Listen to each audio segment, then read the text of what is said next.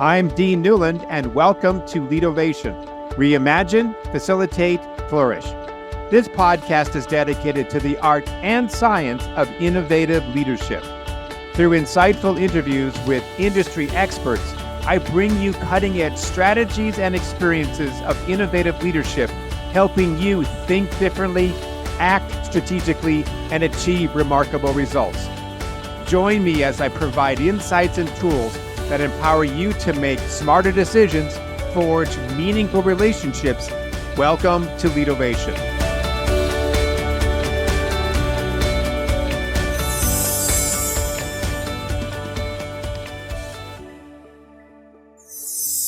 If culture feels fuzzy, this episode will sharpen it fast.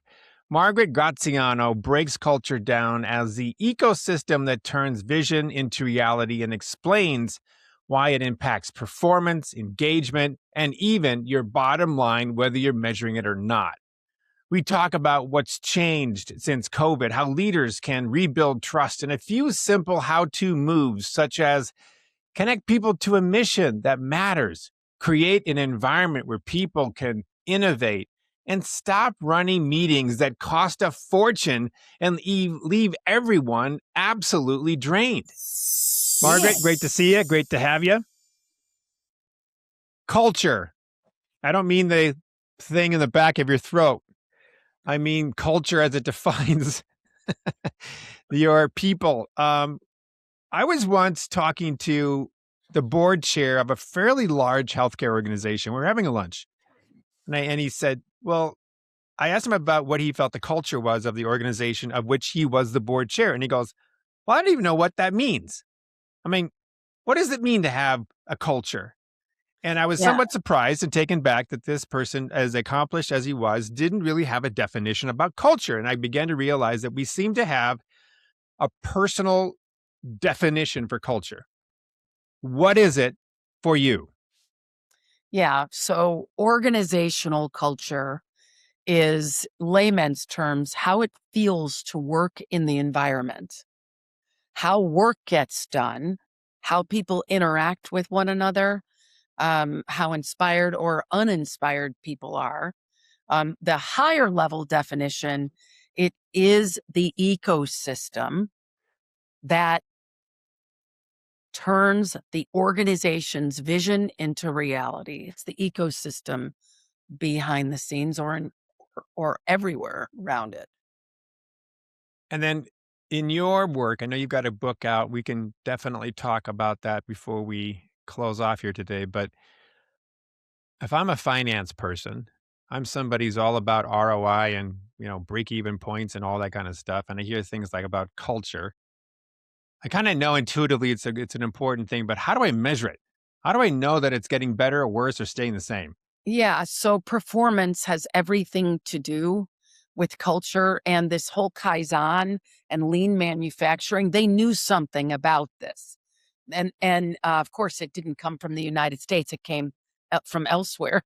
Yeah. But the better people feel about themselves and the better they feel. Well, first of all, the better people feel about themselves, the better they feel about you and everyone else.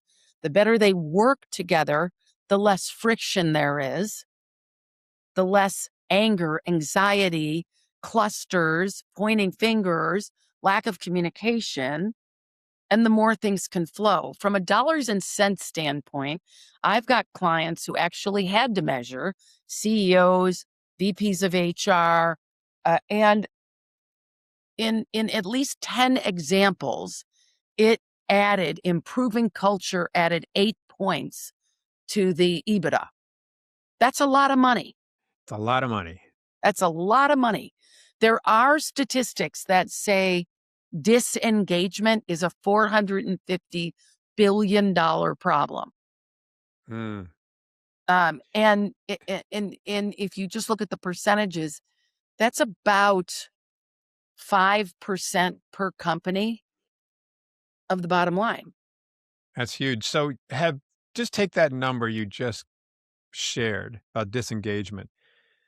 What is your research telling you about the amount of engagement since COVID over the last 5 years? Yeah, that's really Are we good. getting Yeah. worse, getting better? Is it about the same? It's And actually, so when I left recruiting because I became a trainer for the industry on retention and employee engagement. And, recruiting, if you're great at that, you're really great. You can only teach so much about recruiting. But we wanted, how do we keep people? And we started looking at the numbers. And back then, 75% of all employees would be open for a poaching call. The number has only climbed by 10%. did you say a poaching A call? poaching call. Yeah. You're Like, talking about being asked to consider another position. yeah, Okay, yeah, got it. yeah. So almost everybody was 10 years ago and still is, or 15 years ago and still is. But here's what happened since COVID. The world came crashing down out of nowhere. Hidden fears that people had, stuffed down fears, anxieties, insecurities, it all came out. Am I talking too loud? Not at all. All right, good. It all came out in 10 times during Yeah, COVID. yes. And there wasn't a lot of learning about self-regulation and response agility, which is our thing. That was not in the mainstream. It's like, yeah, mental health, you go deal with yourself, just come to work and make money. But now you got, let's just say numbers, 100 employees, and 80% of them are silently freaking the F out and unsure if they're going to die or their parents are going to die or if their kid's going to get sick. You think they're going to be productive at work? Now you put them in their house and they are getting bombarded with 140,000 messages a day from this little sucker and their email. AKA And the out cell of those phone. 140,000 bits of information, 85% are negative. Yes. And the boss sends out an email, we're not meeting our numbers. Someone has to pay, because the boss is not self-regulating. And then they CC everybody and it just spirals into this. I have to keep this job because I need the money, but really I can't stand these people. I don't care about them. And even sometimes when you do care about the people, at some point it's about self-protection. And so So since COVID, things have spiraled out of control. More and more people, the reason they're demanding people go back to work is because production is plummeting. Like my son works remote. mm, That guy works nonstop. He's a high producer. He does have to show up at Meta's corporate headquarters at least once a month, but the guy produces. But let's say you're not a big producer. Let's say you're sort of on the bubble and then you're at home and you know your job is sort of in jeopardy. And then you're scrolling, looking for something to do or wishing for some inspiration. And meanwhile, you miss a really important email that comes in from your boss. So people have way more distracting them now. They have less to hold on to now. There's no real security. We have political uprising, economic uprising, environmental uprising, and people need to know how to come home to themselves and then make a choice. Are you working in a healthy company? But most people don't even know how to self-regulate, let alone pick a healthy company. so yeah, you're sort of indicating that they might have other choices, which of course we always do. I always want people to believe that no matter what your situation, you always have a choice. And even today, what is it? 16th of December, 2025. Wall Street Journal reports that while we added more jobs, the unemployment rate now is at the worst it's been in 4 years. So, of course, the market responds to that. That to me says employees today are afraid of losing their job because they see another 10,000, 15,000 people have been laid off. And it isn't the way it was right after COVID, because after COVID, there was the great quote unquote resignation, whereby the pendulum of power swung more to the employee versus the employer. And they thought, hey, I can just go work somewhere else remotely. Why don't I go do that? And of course, the housing market responds to the fact that people start moving around the country again. So is engagement now, given where we are to the point that you just made with the economy, has it continued to plummet or is Yeah. it flattening out? Everything I'm reading is it's continuing to plummet, because people feel trapped. They escaped the one job to go to the other job that was remote. Now that job is disappearing. Or Yeah, they're saying, you can work remote, but man, you better have some real numbers or you're out. So the pressure's right. on because the Exactly. market is responding, and just like it always does. And the market is saying, if you want to work at home, you want to make all this money, you want to make these benefits, we got to get something from you. And so people's options are, if you don't want to work for someone, you can go be, almost anything you want to be, you can be. The Yeah, 4-hour work that's week, true. Tim Ferriss, it's Yeah, true. You could right. become an expert from your bedroom, and somebody somewhere will buy something for $15. And if you're ambitious enough, you can sell a lot of $15. But you Sure. can really do anything. I mean, I drove in an Uber car with this guy who's driving around a Lincoln a Lincoln Navigator that he doesn't own, but that's his, and that's one of three careers that he has now. One of Yeah, yeah, three. And yeah. he also works for Upwork, and then he does a little consulting on the side for AI. And hey, if you want a new job, just say you do AI and anybody will hire you as their consultant. Well, in a way, the whole AI thing feels like a bubble to me. It's kind of like what we had with the dot-com age back in 2000, right? 2000, 2001, when everybody was buying a bunch of tech stocks. And of course, we had Y2K. Those of you who know what I'm talking about know what I'm talking about because you were old enough. But the tech stock ramp up was really a big part of what happened. We had all this extra inventory thinking that the world was going to crash after we got past Y2K, and it didn't. And now we have the slowdown that took place. But I guess so, from a financial perspective, you're saying there's real dollars and cents about engagement. And while one could say, well, we're a corporate COO, CEO, we don't really need to spend that much time on culture because we've got our employees where we want them. They're not going to leave because there's nothing else out there that will employ Oh, them. that's such a stupid It's awful statement. idea, but dude, Yeah, you do know that there are people who think that way, right? I know it. And I listen, don't. here's the deal. All right. Right now, those of us who were even around in Y2K, we're getting to the point in our career where we maybe want to start doing some more fun things. And so there's a lot of people doing this rewirement. They're not retiring, but they're doing things differently, and they've got the knowledge. So they are leaving. And then the new person comes in who doesn't have the knowledge, doesn't have the expertise, doesn't have the experience and the chops, and needs guidance. And if the first company doesn't give it to them, they will go somewhere else that will give it to them. For really good knowledge workers, there is no shortage of jobs. There That's true. isn't. I have clients who actually are on 3 to 6 recruiting calls a month. They don't Wow. have to leave their job. They're just checking to see what else is out there because they know the only one that's got them their back is themselves. Used to be in 1980, maybe 1990, that you at least thought your company had your back, but now you know that they don't. Well, even way back then, Especially you if they had don't things, invest in culture and you, they don't think culture matters, then they of course right. don't have your back. Back in those days, we had this thing called a pension, which was probably very common for most companies, and that is not the case anymore. It's Right. like, what's a Right. pension?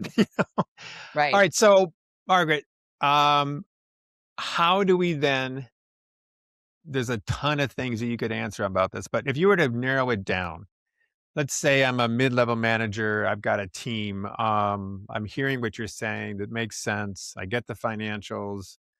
I want to do what's right, but I also know that doing what's right will also make the company more money. How do I build culture?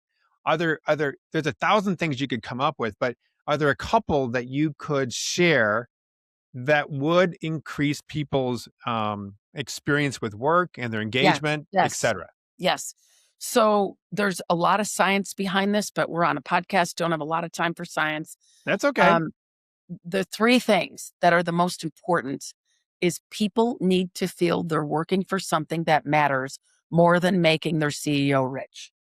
Hmm. They have to feel connected. So just think Patagonia. Think about what Yvon Chouinard did. And they were making coats, but there was mission behind it. Even Yeah. Satya Nadella, when he went into Microsoft, it was very transactionary, very dog eat dog. And he said, mission, we're going to make people's lives better. So there needs to be a noble cause. Now, what I say is connect people that you're hiring, find out what their noble cause for their own life is, what their purpose is, what drives them, and find a bridge to your noble cause so that they're there for more than just a paycheck. Because if they're only there for a paycheck, they're always looking for the next paycheck. So that's Hmm. intrinsic. And the science behind that is when a human being is connected to something they believe in, they're more likely to be operating in a state of courage. When a human being operates in a state of courage, they have a belief in a positive future. And you know what happens to their effectiveness? 65% of the time, they are effective because they're operating in the energy of I can, and I'm doing this because of. When they're below the line, when they're operating in frustration, anger, disenchantment, or fear, anxiety, or even worse, hopelessness, they can only be up to 25% effective. So the first thing is they Hmm. have to believe in a future that is better than the future that they have without you. And I've been involved in a long time in this organization called Vistage. And I did a Know it talk well. for all these CEOs. And they're like, well, my aim of this business is to make money. I'm like, seriously? You're going to tell your employees that they should work for you because you make money? There was a point when that was enough. It's not enough anymore. For the baby boomers, it was enough. Job security. For these zillennials and Gen Z and millennials, they do want to feel like they're doing something good for the world. They really do. And you can't fight that anymore. Right. Second Whereas, piece, yeah, whereas the baby boomers, those who are old enough to be considered that, they may not have had that as a strong value. I mean, it was about duty, it was about loyalty, it was about work ethic. If there was a mission involved, okay. But you're that saying, and was I considered agree, soft stuff back then. That was soft. exactly. It's like, okay, all right, yeah, I understood. Okay, sorry, keep going. Yeah. So the second piece is the environment. This is the ecosystem of how it feels around there. We are, regardless if AI is a bubble or not, companies are saying automate, automate, automate, automate. And other countries like Korea, like China, like India are way accelerating faster than we are. If you are into a podcast on this, Mark Andreessen did a podcast, and it was called the Race for Technological Supremacy. And we're Hmm. just not there as a country. We are not there. And people can resist that. But the fact is, technology is happening. I use AI every single day. I go to do a presentation. Do I pay somebody $2,000 to do a mediocre PowerPoint? Or do I ask Notebook LM to create me a graphic, which, by the way, if we have time, I'll show it to you on this podcast. It's some of the most exceptional graphics I've seen for what I do for a living. I need it. They take my brain and they turn it to life. Anyway, Good. Yep. companies all over, financial industry, investment industry, legal industry, it's happening. Whether you call it AI or Siri or an agent or whatever you call it, it is happening. And if another country can do it cheaper, better, and faster, same quality, why Yeah. would they pay us to do it slower? So Totally get the it. environment matters, and here's why.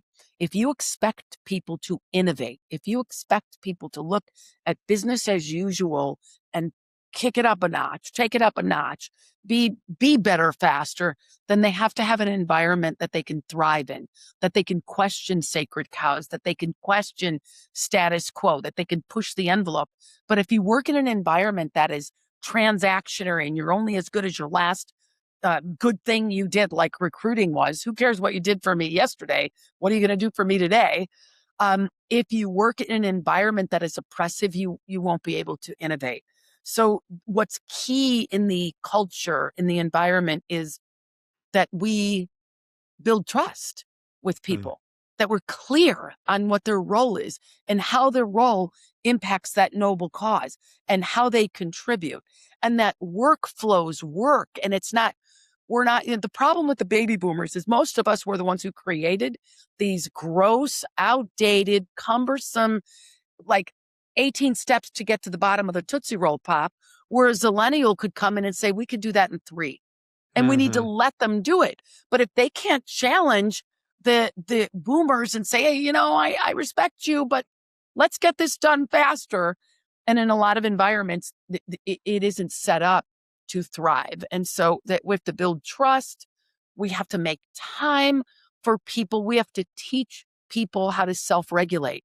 Because if the science is true and we're energy and our moods and our behavior is all energy, and energy is contagious. If a bunch of people are pissed off, angry, upset, feel untrusted, feel overwhelmed, or afraid, we got a whole company that's like poisonous for Yeah. innovation. And the third piece is architecture. We need to set up our people, our architecture, so that we can unleash the collective genius. I have a genius, and my genius is around getting people out of their own way so that they can be everything they've ever wanted to be. I do that individually. I do that with teams. I do that with companies. Remove the obstacles. I'm like, my nickname is Magi. In Hindi, Magi is like it's not like Ganesh, like the remover of obstacles, but it's the path creator. And that is what I Mm. do. So the architecture, a lot of this architecture, again, hate to say it, boomers, I'm one of you, kind of on the cusp, though. I'm also a Gen Xer. But a lot of the architecture that was created around people in organizations today was created post-World War II. It's stupid. You got a clock It's in at 8 totally o'clock. true. And some of our processes are still based on what was, Oh my God.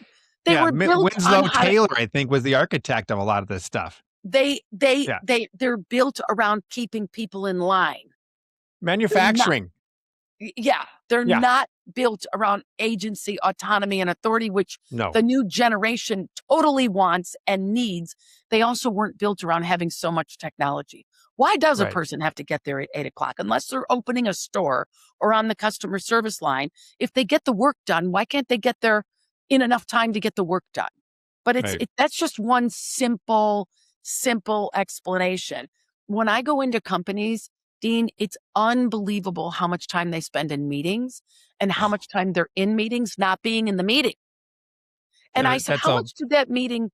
I was at a Yeah. client last week and there was an emergency meeting called, 40 people on the call who all make $250,000. Yeah. I said, how much did that meeting cost? 2-hour call. And no Yeah. one left inspired. Right. No Well, one left inspired. They didn't even use the opportunity to breathe life into people, to have people share wins. They just, this isn't working. And I'm like, oh I my know. God. I know. And I'm so on to this with what you just said. All of this makes a lot of sense, but the whole meeting thing just really caught my attention too, because I'm really noticing that people behave in the area many times in which they're measured, but we do not measure the quality of meetings. And when you put dollars and cents to that $250,000 person, then you bring it down to what their hourly salary is, and then times it by the number of people who are in that meeting. It becomes a several $1,000 time spent that nobody sees on a spreadsheet. And then if you start, there's a great book by a guy named Rogelberg out of South Carolina. He's sort of my guru about meeting management. He was talking about the perceived quality of a meeting is equal to or heavily influences the overall job satisfaction of those who spend a lot of time in meetings, which makes a lot of sense, right?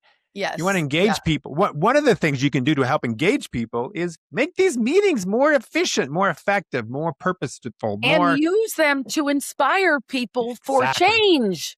correct. Why would you have a meeting to find out who's wrong? Or even just to report in on stuff that you could probably do if you yes. just spent a few minutes Yes. reading before you Yes. got there. I know. Yeah. Is it really worth all that extra time? I totally get it. So you've said a lot of great things. So those 3 different points about culture, I think, are absolutely spot on. I want to get your reaction to something because I've noticed sometimes when you have a very purposeful organization, nonprofits are often based around purpose and mission, that you attract a lot of people for that mission and they come into this with great hopes. I get to do this work. It's so inspiring. I get to change the world. And then I've noticed sometimes they run into the stark, sobering reality that we're still working with dysfunctional people in Yeah. a purpose-centered ecosystem. Yeah. So this And is they really have to good. like going like, I love the mission, but I hate the people. It's almost to that point, Yeah. So here, where yeah. your So, reactions to that. yeah. Well, I do. This year, somebody read my book last December and called me, and it was one of the most sobering calls I've ever had. He Hmm. says, I'm friends with the Covey family. My father was the CEO of the world's largest employee recognition company. And So I just read your book, Ignite for Culture. those who know, because our age will understand what you're saying. So just explain Okay. the person with whom you are referencing. Stephen Covey, the Seven Yes. Habits of Highly Effective People. Thank you. Um, the largest. Then he also said his father was the CEO of the largest employee incentive company in the world, which I don't want to say the name because then I release his confidentiality. Sure. But he said the book Ignite Culture was the best book he's ever read on culture because it was real and it was truthful.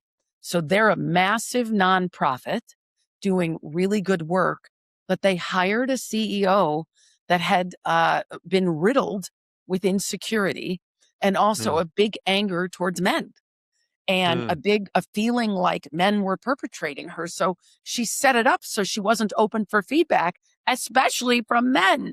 She also had fired a couple of her female coaches. And he said, can you help? And I said, here's the thing. I'm not dragging anybody uphill. If she doesn't want to change, that's not my job. You read that in chapter 1 of my book. But if she wants to change, if she sees that her behavior is creating toxicity, I'll take her on. So we started working together, working together. Turns out there was a lot of role confusion. So we got clear on the roles. Then it turns up that as I did all my investigation, she wanted what she wanted when she wanted it, but she wanted it automatically. And if people couldn't deliver it automatically, instead of being curious, because she was so insecure and impatient, she would just guillotine people in meetings. hmm. She would even do this with her hand, and it was Oh my God. so harsh. And we did a lot of investigation, and most of the people, when they were talking about their experience with her, I still thought I could help her. In the end, I couldn't. We got to see her true colors in our deep alignment that we do, where we take the whole executive team to a retreat. And when people started operating in the zone, in flow without her, she got even more insecure and got volatile. Hmm, And I think what happens is we put people who we like their resume, we like what they say, we put them in jobs that they're not qualified for. hmm, As boards, especially of nonprofits, we're irresponsible for our governance of these. The board's job is to keep the CEO aligned and to pay attention to what's going on and to be the advocate. Now, several people have left this organization. I think they had something like 100% turnover on their executive team. And the board just didn't do anything. And the board didn't do anything. And the board didn't do anything. Well, now the board did something. In the end, they gave her a package and she left. But throughout my investigation, with over 30 people who have all worked for other nonprofits, they said this was the worst dysfunction that they've ever seen, but it runs rampant in nonprofits. And I think that's because people get into nonprofit for a hope to help, not even serve. And I'm going out on a limb saying this, for a hope to help for a hope to help right all the wrongs. And they think their hope is enough, and they don't take responsibility for what they're bringing into that role. That's their baggage, and they almost think they can be excused for their baggage because their hope is so high for making a change. That is, do you I've worked with at least 10 nonprofits in the last 2 years, and that's what I've seen in every case or they had dysfunctional leadership. There was no self-awareness that they Yeah. were the source of the dysfunction.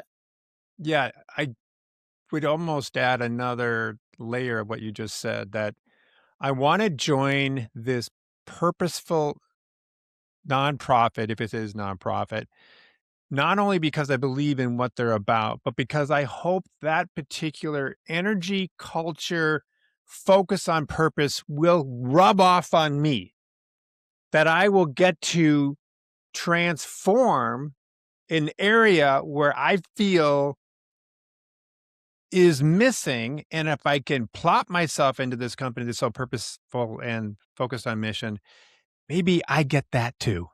Yeah, it's interesting that you say that. So here's what I've also seen. We use assessments. We have a culture diagnostic, but we also do individual leadership assessments. On this one instance where we had this toxic CEO, every person on the team, every person we talked to had low self-esteem on a scale of 0 to Mm, 10, 5. So you have this obstructive, dominant, insecure woman leader who's using all the stuff that's going on in the world to say, don't touch me, don't tell me what I am, I'm protected. And she got away with it. But then she was attracting and hiring insecure people who mm, were attracted to the facade of what she was creating. In the end, when I did my own research, I could only find 5 public testimonials of this company. Now, I'm much smaller than they are, and I have like 50. mhm, hmm. How could you only have 5? Yeah, yeah. And all these people shared was low self-esteem, insecurity, and a feeling of powerlessness. So this So this is it goes back to hiring. Here's why I think I got into culture. Right person, right job for right reason. Hiring is the doorway to culture. And this answers a question you asked that I didn't answer. The 3 okay. things you need to make sure you've got to hire people with competency at what you need, not just competency to take a pen to paper, but internal competency to self-regulate, internal competency to understand alignment, internal competency to be able to get feedback.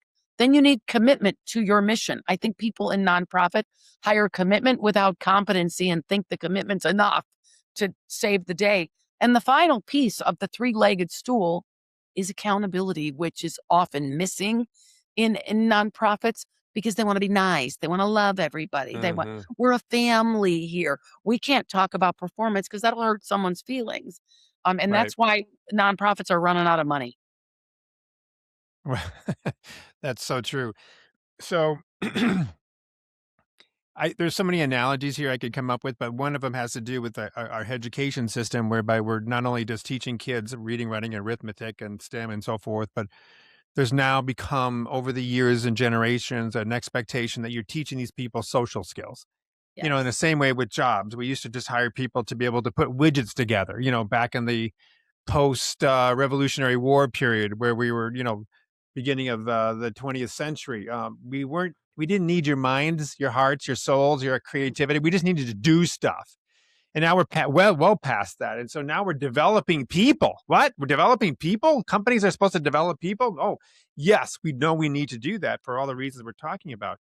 But I think that there's this um it's in some ways the construct is that organizations, in order to attract and retain top talent, needs to create this ecosystem that you've been so brilliant to describe. And I agree with that 100%. But there's also, what about followership responsibility? What about the individual's Yeah. responsibility Yeah. to self, right? Yeah. So I need to come up with my own purpose, not have my company choose it for me. I need to be able to become better at self-regulation and being able to be accountable and all the things you just talked about, yeah, not just wait for my company to teach me that. that's exactly what response agility is. It's the ability to move internally and externally from friction to flow. When I Mm, was a recruiter, one of the things that made me unique and made me successful is the first question I would always ask is, describe to me your ideal job and what makes it ideal. And people would say, nobody ever asked me that. They just want to know if I'm qualified for this job. And I said, well, if I don't put you in a job you naturally enjoy, how can I possibly think you're going to perform? And I think this is something that most companies don't ask about because they don't want to hear the truth that this isn't their ideal job. So the other thing is when I looked at, I haven't told you this, but in my 20-year career in recruiting, my company and me placed over 10,000 people in direct hire and contract labor. I know firsthand why people take jobs, why people quit, why they get promoted, why they get fired, and why they stay. And and if you think you can just run from one place to the next, that strategy is dead because companies are getting a lot smarter. If they have to invest in culture, if they have to pay better benefits, if they have to pay top dollar, and turnover is costing them trillions, they're doing a better job of vetting. And you want to do a better job of vetting them as well. There's a great book on the market. It's been on the market for a while, but it's by Daniel Pink.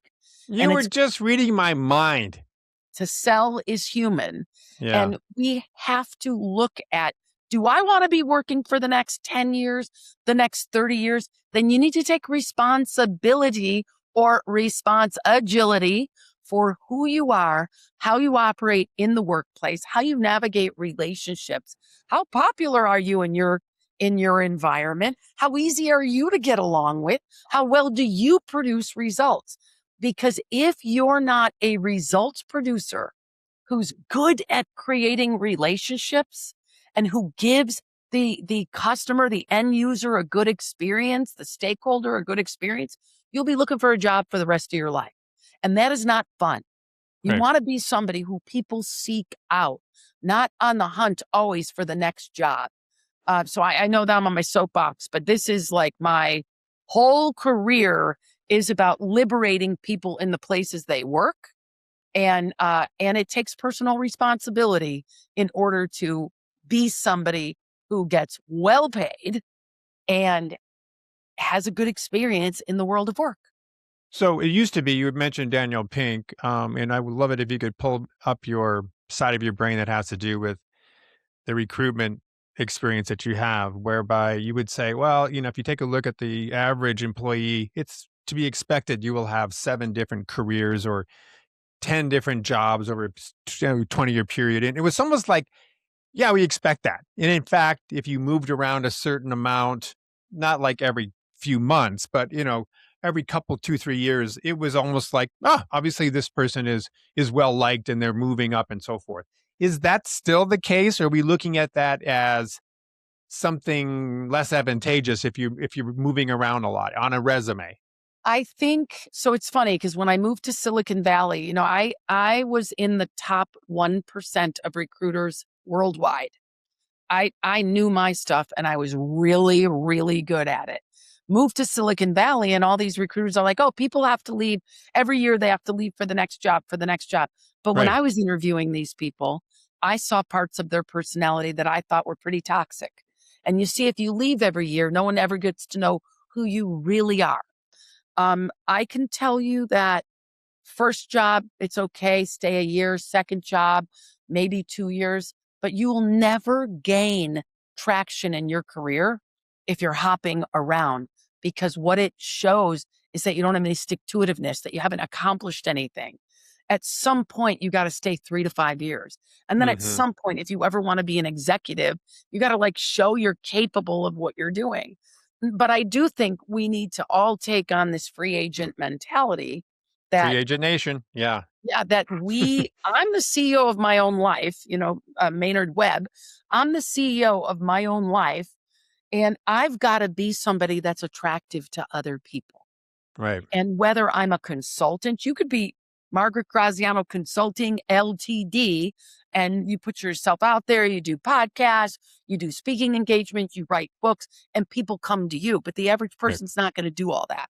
Right. So your resume needs to be a calling card of who you are as a key contributor, that you get along well with other people and that you make a difference and that you're not at work trying to push your own agenda or your soapbox for your political beliefs. Unfortunately, a lot of people are doing that too right now, and it's backfiring. Is a podcast now the new resume? I heard somebody say that, and I didn't read the article, but that phrase caught my attention because Yeah, it's only because becoming a people watch. ubiquitous thing now. People are doing podcasts like all the time. Yeah, Is it now kind of like you kind of need a podcast or be on podcasts from a marketing of yourself to recruiters' perspective? no, It's not a given. I don't agree with that at all. You don't think so? I Okay. think if you are a consultant, if you're trying to go out there and do some big work, if you're not on podcasts, if you're not sharing yourself as a thought leader, then why? But Right. if you're a guy or a gal in the background or a they in the background and you're doing whatever you're doing, no, I don't think you need to be on a podcast, Okay. but your LinkedIn better be pretty damn good. Yeah. What about And it the better maybe talk about the results you produce and the difference you're making, because the bar is being raised across the board. hmm. You mentioned earlier about your recruiting days. What's now, in your mind, one of the top reasons why people quit their jobs? If they had, a magic wand and you could look into all of those exit interviews, if you had them, why are people quitting? I don't think there's one, but I would say there's three. First of all, they've outgrown the job and they're bored. If Okay. you've got somebody with a big capacity for work, they've got intellectual chops, creativity, they're dynamic, the role needs to keep evolving or you're going to lose good people. So that's one category. The Okay. middle category is people that should have never taken the job in the first place. They don't believe in what the company does. They don't even like what the work does, but they needed a paycheck. Those people have always been around and they will always be around. And shame on the company for not asking better questions. And shame on the candidate I know you guys got to make money. I know we all have to make money, but there's a job for you out there. Take one that you believe in at least what they do. And the third reason, so now I'm going to say there's four reasons. The third reason people are leaving is they're running from something. They're not able to do the job, or the expectations have increased and they don't want to play. They don't want to play at the level that they're required to play. So they quit before they get fired. And that's a pretty popular reason. And the fourth reason is new management, bad management. They feel invisible. All of those Hmm. true engagement, actually, I would say not engagement, this sense of I should move over in the camera. The fourth category is I don't matter here. They don't Hmm. care about me here. Hmm. My boss sucks. But it's not one reason. I mean, I've 10,000 Understood. people. And Yeah. in culture, if you work really hard and you know you're producing results and the boss can't even say, hey, thanks for your work, or I see you, I appreciate you, what do you want? But I think it's a 25, 25, 25. And leaving for the money anymore, I don't think people leave for the money. I think if anything, companies that are smart are overpaying people. Yeah. So, what's one other question we could be asking in interviews of a potential candidate that would help us understand their fit to our culture?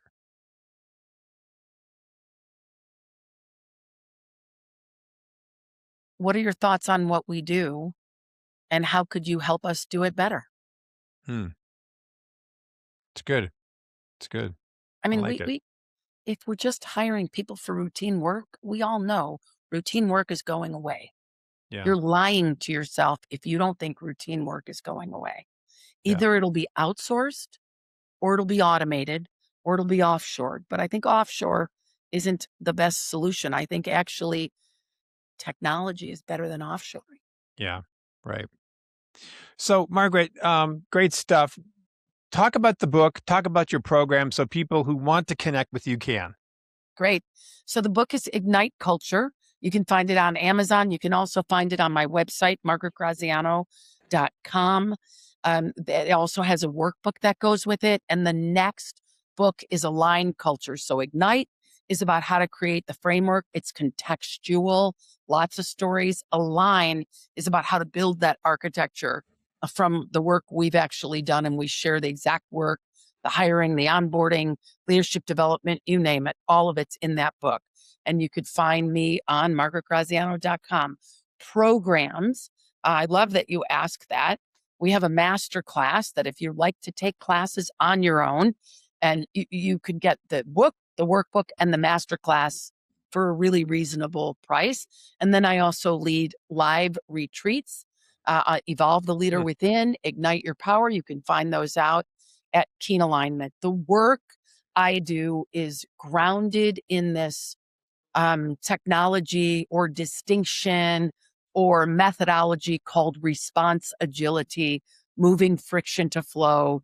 And it's through the SCULPT process, SCULPT, stop, connect, understand, listen, process, and take action.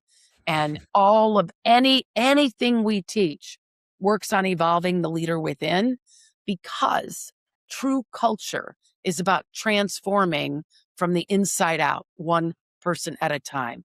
Every company is just a team of individuals, and the team of individuals come together as the collective. And if the collective is in frustration, you're going to produce 75% less than you would if the collective is in high engagement. Very good. But Thank you, Margaret.